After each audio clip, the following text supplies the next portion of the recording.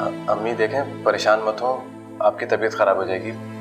कितना अरमान था मुझे कि मैं इसके मैके वालों को खुद जाके ये खुशखबरी दूं, लेकिन मैं तो कहती हूँ खुदाया बदजुबान बहू दे दे किसी को, गुन्नी बहू ना दे। इसने तो तुम्हें ही कुछ नहीं समझा, तो मैं किस खेत की मूली हूँ भाई। अम्मी मैंने समझाया उसको, वो आपसे माफी मांग लेगी। I'm sorry अम्मी, वो सब आपको खुद बताना चाह रहे थे। तुम्हें मना कर देना चाहिए था ना, तुम्हें मालूम है अम्मी कितनी सेंसिटिव है इस बारे में।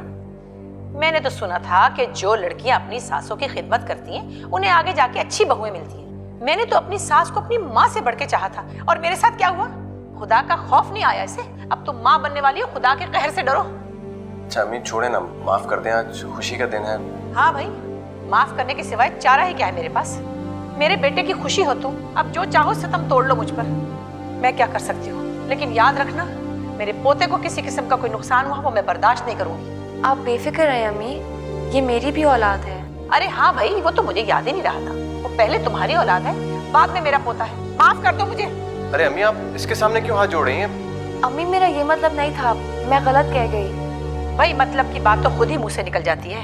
बात सिर्फ इतनी सी है कि मैं ये सोच सोच के परेशान हो रही हूँ कि अस्पताल में पता नहीं कैसे कैसे जरासीम होंगे और तुम वहाँ बैठी रही। किसी को तुम्हारी फिक्र नहीं है, सिर्फ मुझे फिक्र है, इसलिए कि मेरे खानदान का चश्मो चिराग है तुम्हारे पास। अम्मी बस ये आपका पोता होगा, आप जैसे से चाहे रखें।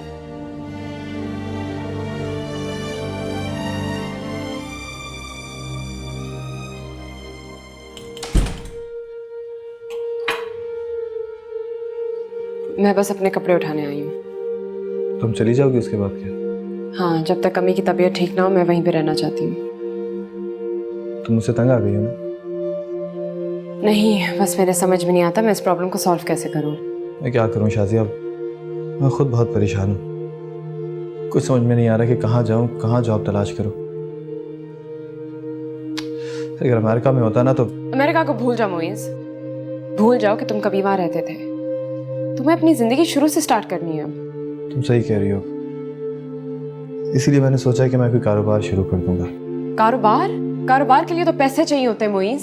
हाँ मुझे मालूम है, इसीलिए मैं सोच रहा हूँ कि अब्बा से कुछ पैसे ले लूँ। तुम अपने अब्बा से पैसे मांगोगे? तो क्या हुआ, उनको वापस करने के लिए उनसे पैसे लूंगा ना। और अगर उसमें कोई नुकसान हुआ तो?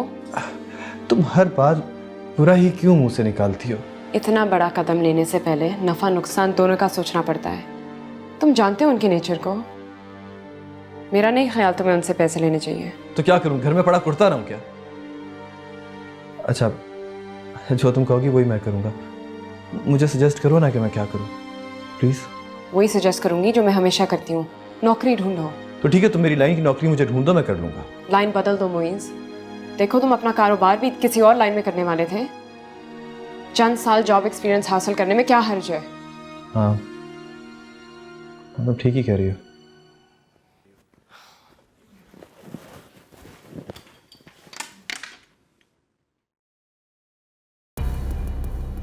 अम्मी आप समझ नहीं रही, मेरे पास कारोबार के अलावा कोई रास्ता नहीं है। लेकिन बेटा कारोबार के लिए पैसे कहाँ से आएंगे? मुझे क्या पता कहाँ से आएंगे।